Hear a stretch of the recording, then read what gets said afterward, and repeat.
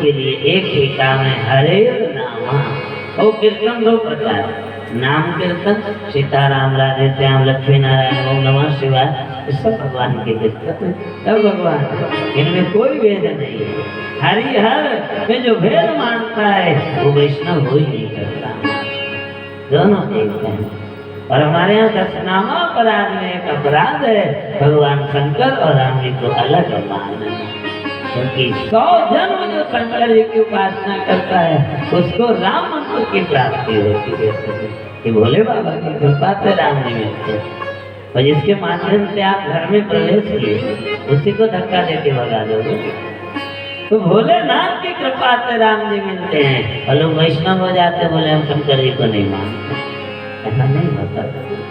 तो भोलेनाथ की बड़ी कृपा होती है, तब राम जी की प्राप्ति होती है। यही पर कृपा न करे पुरारी, सोन पाप मुनि भक्ति हमारी, ये राम जी के वचन है। रामायण तुम्हारा श्री सुखदेव जी कहते परीक्षित मुक्ति तो एक क्षण में हो जाए, एक घड़ी आधी घड़ी आधे में पुण्य।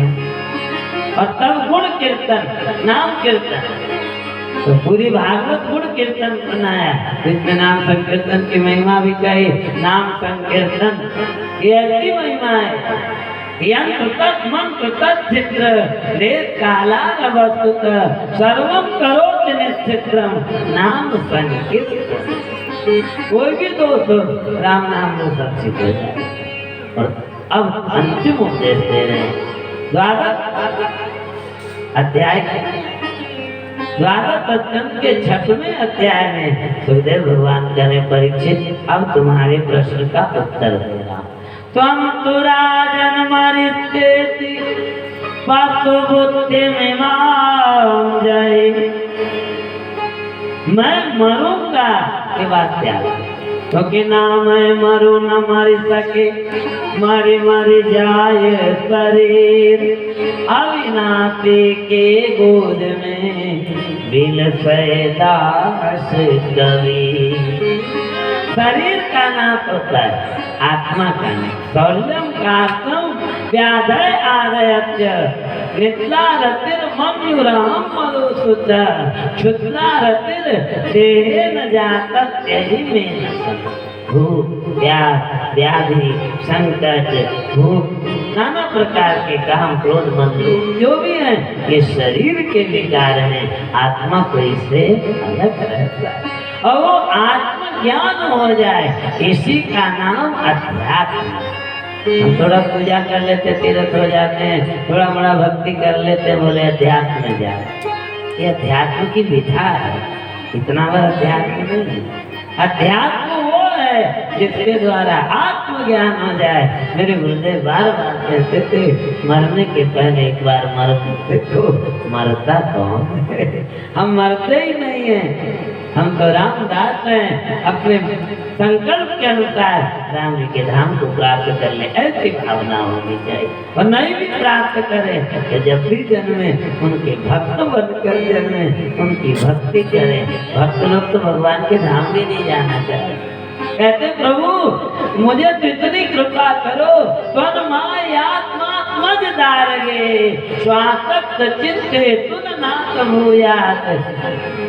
मैं जहाँ भी जन्म लूं घर परिवार में मेरी आसक्ति हो और आपका भजन करो।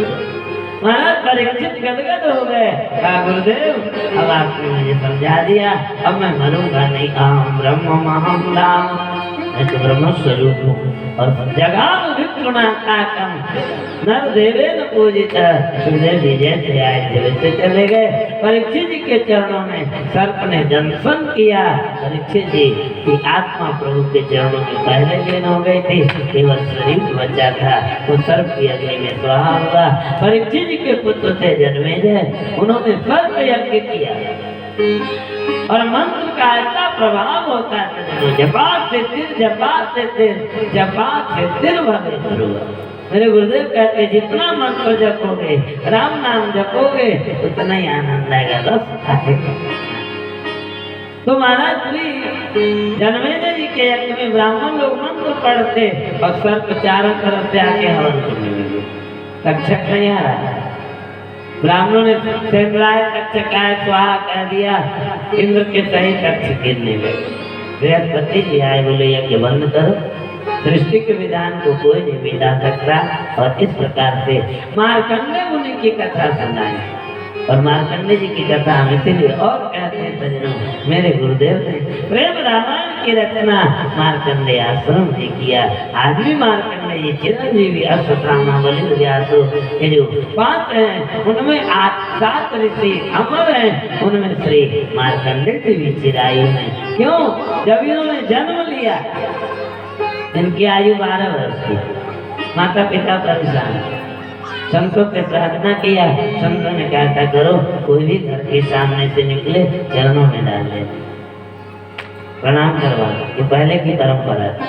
आज तो बच्चे रोने लगते तो माता कायदे से डरवा देती है, रो नहीं बाबा जी आए पकड़ कर लो। वैसा खड़ा होता है जन्नत प्रणाम जानते ही नहीं। आजकल बहुत हुआ तो आया बाय बाय चल गया।